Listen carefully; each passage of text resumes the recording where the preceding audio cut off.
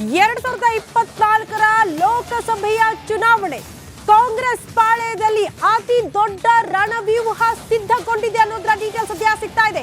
ಪ್ರಮುಖ ಅಸ್ತ್ರ ಕಾಂಗ್ರೆಸ್ ಪಾಳೆಯದಿಂದ ಹಿಂದೂ ಅನ್ನುವಂತ ಅಸ್ತ್ರ ಇಟ್ಕೊಂಡು ಚುನಾವಣೆ ಎದುರಿಸೋದಕ್ಕೆ ಎಲ್ಲಾ ರೀತಿಯ ಸಿದ್ಧತೆಗಳು ಕಾಂಗ್ರೆಸ್ ಪಾಳೆಯದಲ್ಲಿ ಆಗ್ತಾ ಇದೆಯಾ? ರಿಪಬ್ಲಿಕ್ ಕನ್ನಡದಲ್ಲಿ ಕೈ ಪಡೆಯ ಎಕ್ಸ್ಕ್ಲೂಸಿವ್ ಮಾಹಿತಿಯನ್ನ ನಿಮ್ಮ ಮುಂದೆ ಇಡ್ತಾ ಹೋಗ್ತೀವಿ. ಲೋಕ ಗೆಲ್ಲೋದಕ್ಕೆ ಕಾಂಗ್ರೆಸ್ನಲ್ಲಿ ಹಿಂದುತ್ವದ ಅಸ್ತ್ರ, ಮುಸ್ಲಿಂ ಓಟ್ ಬೇಕು, ನಾಯಕರು ಬೇಡವಾದ್ರ ಅನ್ನೋದು ಪ್ರಶ್ನೆ ಮಾಡ್ತಿದ್ದಾರೆ ಕೆಲವರು.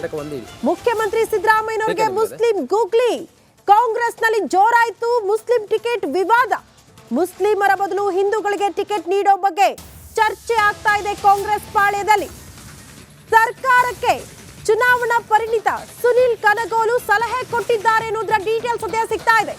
ಅಲ್ಲಿಗೆ ಲೋಕಸಭರ ಗೆಲ್ಲೋದಕ್ಕೆ ಕಾಂಗ್ರೆಸ್ ಪಡೆಯ ಪ್ರಮುಖ ಅಸ್ತ್ರ ಹಿಂದುತ್ವ ಇಟ್ಕೊಂಡೆ ಚುನಾವಣೆ ಎದುರಿಸೋದಕ್ಕೆ ಎಲ್ಲಾ ರೀತಿಯ ಸಿದ್ಧತೆಗಳು ಕಾಂಗ್ರೆಸ್ ಪಾಳ್ಯದಲ್ಲಿ ಆಗಿದೆ ಅನ್ನೋದ್ರ ಡೀಟೇಲ್ಸ್ ಸದ್ಯ ಸಿಗ್ತಾ ಇದೆ. ಈ ಬಗ್ಗೆ ಮತ್ತಷ್ಟು ಡೀಟೇಲ್ಸ್ ಅನ್ನ ಕೊಡ್ತಾ ಹೋಗ್ತಾರೆ ನಮ್ಮ ಪ್ರತಿನಿಧಿ ಬಸವರಾಜ್. ನೇರ ಸಂಪರ್ಕದಲ್ಲಿ ಜಾಯಿನ್ ಆಗ್ತಿದ್ದಾರೆ. ಬಸವರಾಜ್, ಅನೇಕ ಪ್ಲಾನ್ಗಳು ಕಾಂಗ್ರೆಸ್ ಪಾಳ್ಯದಲ್ಲಿ ಲೋಕಸಭರ ಗೆಲ್ಲೋದಕ್ಕೆ ಆಗ್ತಾ ಇತ್ತು.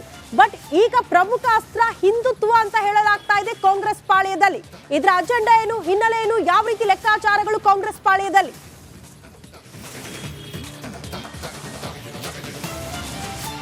ಪ್ರಮುಖವಾಗಿ ಗಮನಿಸಬೇಕಾಗಿರ್ತಕ್ಕಂಥದ್ದು, ಕಳೆದ 4 ಅವಧಿ ಲೋಕಸಭಾ ಚುನಾವಣೆಯನ್ನು ನಡೀತು. ಆ 4 ಅವಧಿಯಲ್ಲಿ ಹಿಂದಿನ 4 ಅವಧಿಯಲ್ಲಿ ಮುಸ್ಲಿಂ ಅಭ್ಯರ್ಥಿಗಳು ಕೂಡ ಯಾರು ರಾಜ್ಯದಿಂದ ಗೆದ್ದಿಲ್ಲ. ಹಾಗಾಗಿ ಈ ಬಾರಿ ಒಂದಷ್ಟು ಸ್ಟ್ರಾಟರ್ಜಿಯನ್ನು ಬದಲಾವಣೆ ಮಾಡ್ಕೋಬೇಕು ಅನ್ನುವಂಥದ್ದು ಕಾಂಗ್ರೆಸ್ ಪಾಳ್ಯದಲ್ಲಿ ಪ್ರಮುಖವಾಗಿ ಚರ್ಚೆ ಆಗ್ತಾ ಇದೆ. ಯಾಕಂದರೆ ಕಳೆದ ಬಾರಿಯೂ ಕೂಡ 2 ಟಿಕೆಟನ್ನು ಮುಸ್ಲಿಂ ಸಮುದಾಯಕ್ಕೆ ನೀಡಲಾಗಿತ್ತು. 2014ರಲ್ಲೂ ಕೂಡ 2 ಟಿಕೆಟನ್ನು ರಾಜ್ಯದಿಂದ ಮುಸ್ಲಿಂ ಸಮುದಾಯಕ್ಕೆ ನೀಡಲಾಗಿತ್ತು. ಆದರೆ ಇಬ್ಬರೂ ಕೂಡ ಗೆದ್ದಿಲ್ಲ. ಆದ್ದರಿಂದ ಆ 2 ಸೀಟ್ಗಳು ಕಾಂಗ್ರೆಸ್ ಪಕ್ಷಗಳು ಹಿಂದೂ ಅಭ್ಯರ್ಥಿ ಅಥವಾ ಹಿಂದುಳಿದ ಅಭ್ಯರ್ಥಿಗಳು ಯಾರೇ ನಿಂತರೂ ಕೂಡ ಅದು ಆರಾಮಾಗಿ ಗೆದ್ದುಕೊಳ್ಳತಕ್ಕಂಥ ಕ್ಷೇತ್ರಗಳು.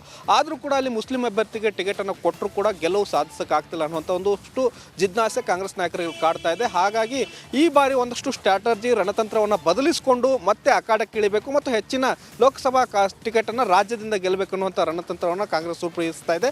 ಆ ನಿಟ್ಟಿನಲ್ಲಿ ಈ ಬಾರಿ ನಡೀತಕ್ಕಂಥ 2024ರ ಲೋಕಸಭಾ ಚುನಾವಣೆಗೆ ಪ್ರಮುಖವಾಗಿ ರಾಜ್ಯದಿಂದ ಮುಸ್ಲಿಂ ಅಭ್ಯರ್ಥಿಗಳಿಗೆ ಟಿಕೆಟ್ ಕೊಡದೇ ಇರೋದಕ್ಕೆ ನಿರ್ಧಾರ ಆಗಿದೆ ಅನ್ನುವಂಥ ಮಾಹಿತಿಗಳು ಲಭ್ಯವಾಗ್ತಾ ಇದ್ದಾವೆ. ಪ್ರಮುಖವಾಗಿ ಸುನಿಲ್ ಕನಗೋಳು ಏನಿದ್ದಾರೆ, ಚುನಾವಣಾ ರಣತಂತ್ರವನ್ನು ಕಾಂಗ್ರೆಸ್ ಪಕ್ಷಕ್ಕೆ ಹೆಣೆದುಕೊಡ್ತಕ್ಕಂಥವ್ರು, ಅವರಿಂದ ಒಂದು ಪ್ರಮುಖವಾದಂಥ ಸಲಹೆ ಹೋಗಿದೆ. ಈ ಬಾರಿ 2 ಟಿಕೆಟ್ ಅಥವಾ 3 ಟಿಕೆಟ್ ಮುಸ್ಲಿಂ ಸಮುದಾಯಕ್ಕೆ ಏನು ಮೀಸಲಿಡಬೇಕಾಗಿತ್ತು ಅದನ್ನು ಕೊಡೋಕೆ ಹೋಗಬೇಡಿ, ಅವ್ರಿಗೆ ಬೇರೆ ಥರದಂತಹ ರಾಜಕೀಯ ಸ್ಥಾನಮಾನಗಳನ್ನು ಕಲ್ಪಿಸ್ಕೊಡಿ. ಹಾಗಾಗಿ ಆ 2 ಟಿಕೆಟ್ಗಳನ್ನು ಹಿಂದುಳಿದವರು, ದಲಿತರಿಗೆ ಅಥವಾ ಅಲ್ಲಿ ಹಿಂದುತ್ವದ ಕಾರ್ಡನ್ನು ಪ್ಲೇ ಮಾಡ್ತಕ್ಕಂಥವ್ರಿಗೆ ಟಿಕೆಟ್ ಕೊಟ್ಟಿದ್ದೇ ಆದಲ್ಲಿ ಕಾಂಗ್ರೆಸ್ಗೆ ಸುಲಭದ ತುತ್ತಾಗ್ತವೆ. ಮತ್ತು ಅಲ್ಲಿ ಈಗಾಗಲೇ 3-4 ಬಾರಿ ಏನು ಬಿಜೆಪಿಯಿಂದ ಗೆದ್ಕೊಂಡು ಬಂದಿದ್ದಾರೆ ಬಿಜೆಪಿ ಸಂಸದರು, ಅವ್ರಿಗೆ ಆ್ಯಂಟಿ ಇನ್ಕಂಬೆನ್ಸಿ ಇದೆ, ಅವ್ರಿಗೆ ಪಕ್ಷ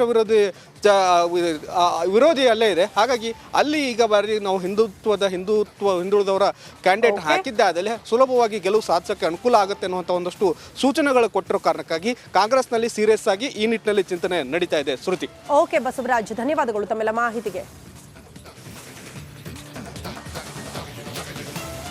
ಮುಂದಿನ ಲೋಕಸಭಾ ಚುನಾವಣೆಯಲ್ಲಿ ಗೆಲುವನ್ನ ಸಾಧಿಸೋದಕ್ಕೆ ಕಾಂಗ್ರೆಸ್ ಈ ಬಾರಿ ಸ್ಟ್ರಾಟರ್ಜಿ ಮಾಡ್ತಾ ಇರೋದು ಹಿಂದುತ್ವದ ಅಸ್ತ್ರ.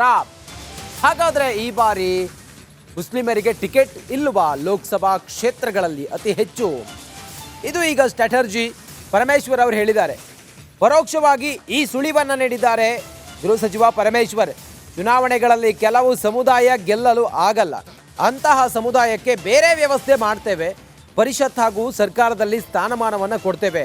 ಕಾಂಗ್ರೆಸ್ನಲ್ಲಿ ಇಂತಹ ಪದ್ಧತಿ ಇದೆ ಅಂಥೇಳಿ ಪರಮೇಶ್ವರ್ ಹೇಳಿದ್ದಾರೆ. ರಿಪಬ್ಲಿಕ್ ಕನ್ನಡಕ್ಕೆ ಎಕ್ಸ್ಕ್ಲೂಸಿವ್ ಆಗಿ ಡಾಕ್ಟರ್ ಜಿ ಪರಮೇಶ್ವರ್ ಹೇಳಿಕೆಯನ್ನು ಕೊಟ್ಟು ಮುಂದಿನ ಲೋಕಸಭಾ ಚುನಾವಣೆಯಲ್ಲಿ ಈ ರೀತಿ ಒಂದು ಬೆಳವಣಿಗೆ ಆಗಬಹುದು ಅನ್ನೋದನ್ನು ಹೇಳಿದ್ದಾರೆ. ನಮ್ಮಲ್ಲಿ ಒಂದು ನೀತಿ ಇದೆ ಕಾಂಗ್ರೆಸ್ ಪಕ್ಷದಲ್ಲಿ. ಯಾವ ಸಮುದಾಯಗಳು ಗೆದ್ದು ಬರೋದಕ್ಕಾಗೋದಿಲ್ಲ, ಜನರಲ್ ಎಲೆಕ್ಷನ್ಸಲ್ಲಿ ಗೆದ್ದು ಬರೋದಕ್ಕಾಗೋದಿಲ್ಲ, ಅಂಥವ್ರಿಗೆ ನಾವು ವಿಧಾನ ಪರಿಷತ್ತಿನಲ್ಲಿ ಆಗಲಿ ಅಥವಾ ಸರ್ಕಾರದಲ್ಲಿ ಸ್ಥಾನಮಾನಗಳನ್ನು ಕೊಡ್ತಕ್ಕಂಥ ಮೊದಲಿಂದನೂ ನಡ್ಕೊಂಡು ಬಂದಿದೆ, ಏನು ಹೊಸದೇನಲ್ಲ.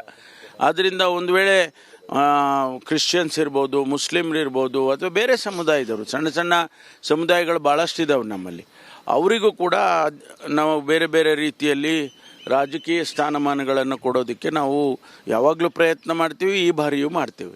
ನಾವು ನಮ್ಮಲ್ಲಿ ಒಂದು ನೀತಿ ಇದೆ ಕಾಂಗ್ರೆಸ್ ಪಕ್ಷದಲ್ಲಿ.